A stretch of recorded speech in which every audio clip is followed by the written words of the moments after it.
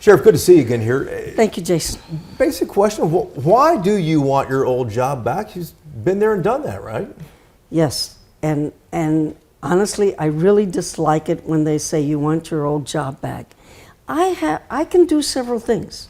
There's a lot that I can do. I'm not a one-talent person. There's a lot I can do.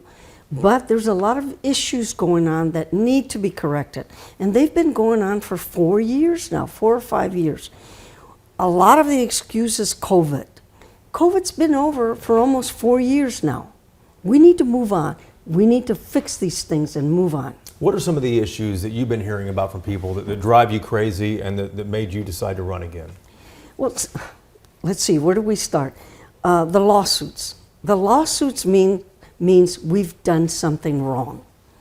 And when we do something wrong and we're found to have done it wrong, then the lawsuits come about. And these are lawsuits from staff and lawsuits from inmates as well. From attorneys that are representing inmates.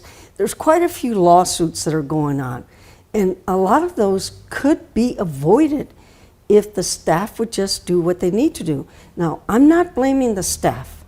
16-hour work shifts are ridiculous. But you had lawsuits too when you were in office. Not as many. And at the beginning. Now, I was in maybe 8 or 9 years before we got the hospital, and that's where most of the lawsuits were because of that. Now, once you get the hospital, it'll be easier to take care of. You can take them right in there into the hospital. So, and of course, large jails will always have lawsuits. Sure. But let me give you a comparison. The sheriff in Tarrant County is in trouble because he's been there 10 years and he's got 60 deaths. My opponent has been there a lot less than that, and she's got 56. Almost half the time that he's been in there. Wayburn's been there a decade already? Pretty much. I think it's about 8 or 9. I didn't realize that. Let's talk politics with this. The runoff's coming up, it's a month away. How do you plan to win the runoff? You finished second. It was a close second. You were 4 points behind the incumbent. But what's the plan? How do you get out there? You guys have been doing forums. Yes. But how do you get over the top? Jason, if I told you what we were planning, then everybody would know. Well, tell us. No, I'm not going to tell you how we're doing this. But we are planning, and we do have plans in motion that will start going soon. And the thing is, the majority of people don't even know that there's a runoff. Everybody keeps saying there's a low turnout in runoffs. Of course, nobody knows that they're on. Hopefully you're going to help us with that. You're going to tell people that there is a runoff. And I think the numbers will come up for both of us. It's all about turnout and it's all about turnout. It's all about turnout. And, you know, the comment I constantly hear is runoffs are very low turnout. You talk to 6 out of 10 people don't even know there's a runoff.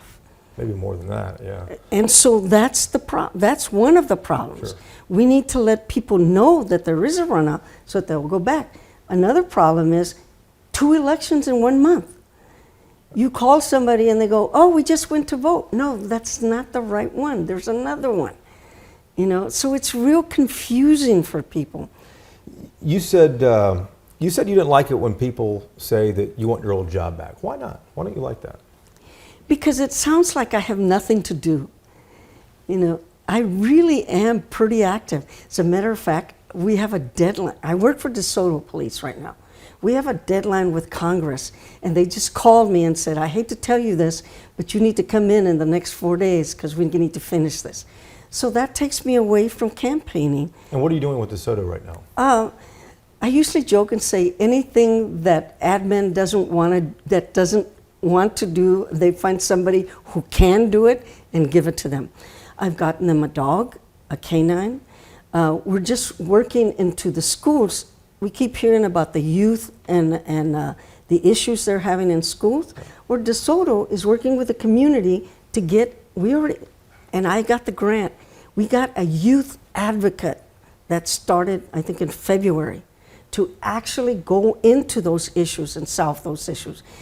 So it's basically problems that they can take care of, but they don't have the time. I get to do it.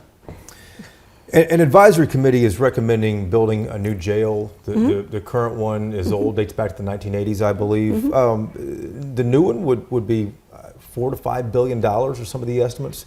The whole court system, criminal court system, would have to move as well. What are your thoughts on this? Well, we can continue to patch for a while.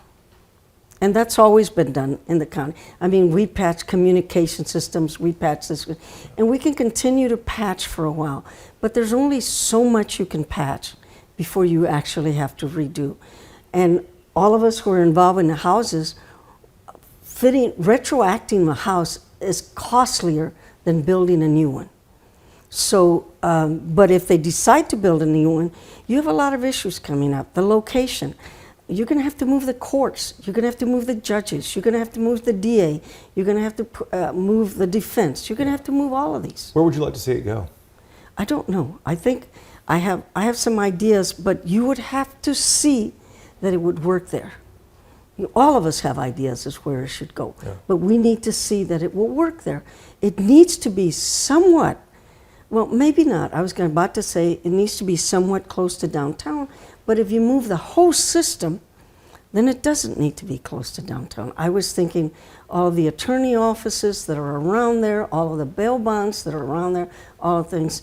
But I guess if the whole system moves, everything else moves with it. All the supplemental would go too. Mm-hmm. At the end of the day, how would you tell voters in Dallas County that you are most different from your challenger? Because both of you have experience being sheriff. Mm-hmm. Let me just say it with one program. And I had maybe 47 programs. We started a program to provide job skills to the inmates.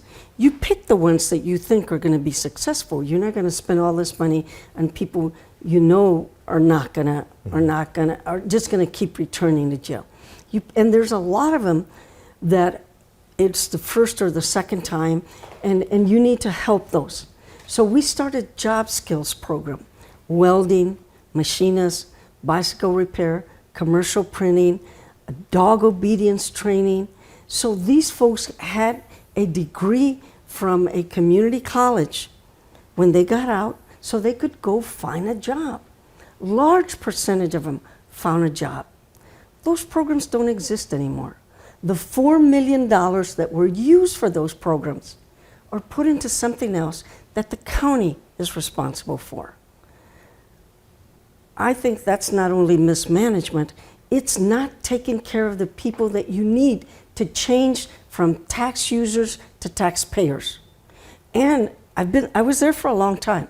I had several people come up to me and say, because of those programs, I now have a job and a house, or I've had at least 5 people tell me they own their own business because of those programs. You pick the people you know are going to do well, and you put them in those programs, and you help them get out, and you help them get a degree, and you help them get jobs.